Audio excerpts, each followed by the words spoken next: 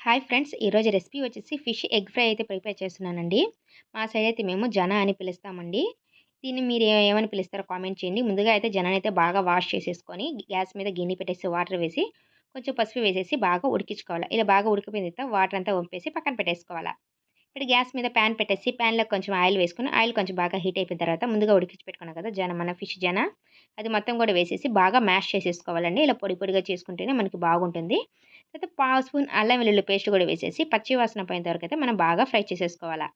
ఈ పచ్చి వాసన మొత్తం బాగా పోయిన తర్వాత ఇంకా రుచికి సరిపడా ఉప్పు, తర్వాత కారము ఆల్రెడీ పసుపు వేస్తున్నాను కాబట్టి నేను పసుపయితే యాడ్ చేయడం లేదండి. కారము మొత్తం పచ్చి వాసన పోయేంత వరకైతే మొత్తం బాగా ఫ్రై చేసేసుకొని, ఫైనల్‌గా కొంచెం సన్నగా కట్ చేసుకున్న కొంచెం కరివేపాకు, కొంచెము కొత్తిమీర అన్నీ వేసేసి ఒకసారి బాగా కలుపుకొని దించేసుకొని, వేడి వేడి అన్నంలో ఇలా సర్వ్ చేసుకొని తింటే సూపర్‌గా ఉంటుందండి. మామూలుగా తిన్నా కూడా సూపర్‌గా ఉంటుంది. మన ఛానల్‌ని ఎవరైనా ఫస్ట్ టైమ్ చూస్తుంటే సబ్స్క్రైబ్ చేసుకోండి ఫ్రెండ్స్.